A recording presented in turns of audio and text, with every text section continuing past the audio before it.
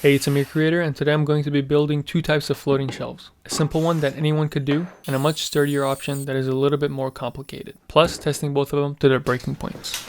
Oh my god! These are the brackets I'll be using for the beginner option, which fit perfectly around this 2x10 dimensional lumber. The first thing I like to do with these is to cut off the gross end grain, and then measure from that cut. I made a mark at 40 inches and made another cut. To keep the saw blade from hitting the workbench, I made this cut on a sheet of insulation. Then sanded the surface of the 2x10 with 120 grit sandpaper. After that, I added a chamfer to the edges, which is more of an optional aesthetic step that adds a very smart finishing touch to the shelf. To keep it simple, I went with boiled linseed oil as the finish, which just needs to be wiped on liberally and then wiped off after a minute or so. This oil has the added benefit of hardening the wood to protect it from scratches. And just a warning, boiled linseed oil contains an additive to help it speed up the drying process. And rags soaked in the oil have been known to catch on fire by themselves. So once I was done using the rag, I set it on concrete to dry. To attach the brackets to the wall, I got a stud finder and then found a stud. After I was done amusing myself, I threw it away because they're stinky. What you want to do is to grab your phone and turn on the flashlight. Put it as close as you can to the wall and look for a little dimple in the drywall. If a magnet sticks to it, then there's a drywall screw going into a stud. The interior of a wall looks kind of like this, with a stud usually at every 16 inches, and sometimes at 24. But once you find one, you can find them all. I marked off all the screws that I found in the area, then drew a level line approximately where the shelf would be. I pre-drilled a hole for the bracket and screwed them into place.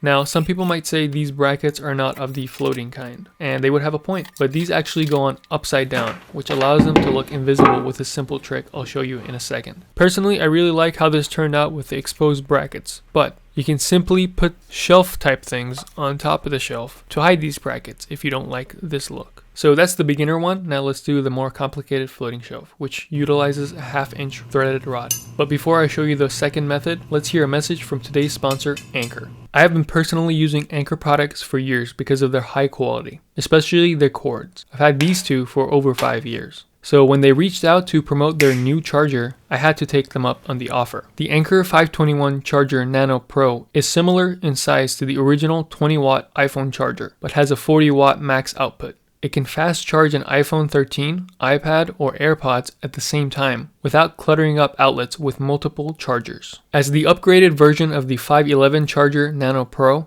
the Anker 521 Charger Nano Pro supports a 40-watt max output, which offers enough power to charge your MacBook Air at full speed when charging with a single port. Additionally, it is 3 times faster than the original 5-watt phone charger and can charge an iPhone 8 from 0 to 50% in just 26 minutes. I highly recommend this brand. They're the only ones I've tried that actually outperform the factory accessories. Use the link in the description to see if it's right for you, and thanks again to Anker for supporting the channel. Now let's get back to the video. For the more complicated shelf, I drew another level line, and using a nail I probed the area to find the exact location of the studs. If the nail went all the way through without resistance, then I moved over slightly and tried again until I hit wood. To make sure the drill bit went in straight, I used my doweling jig and drilled a hole as far as it could go. Then finished out the rest of it without the jig. I'll have a link in the description on where I got this, but in a second I will show you another way to get a similar result without one.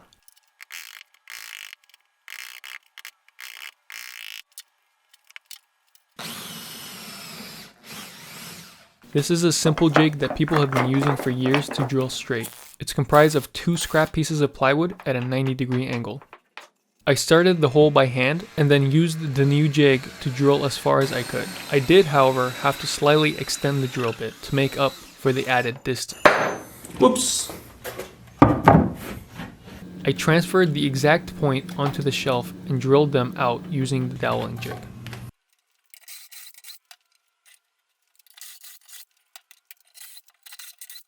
I took my 1/2 inch threaded rod and cut it into 8-inch sections before inserting them into the holes I just drilled. Then it was time for a test fit.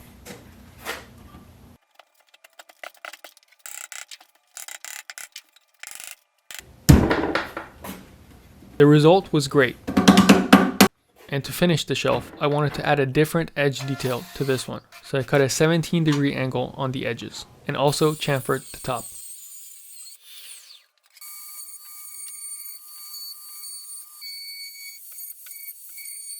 I stained the shelf with dark walnut stain and put on 2 coats of polyurethane to protect it. If you want more details on how I do this, I have a dedicated video which shows my process. You can get to it by clicking here.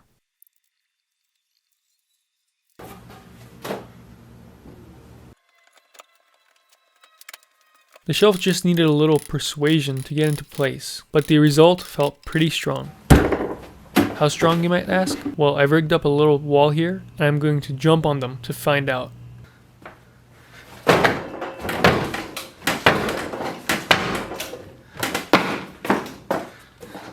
It's pretty strong. The brackets really surprised me here. I thought they would bend way more than they did, but the second shelf surprised me in a different way. Oh my god!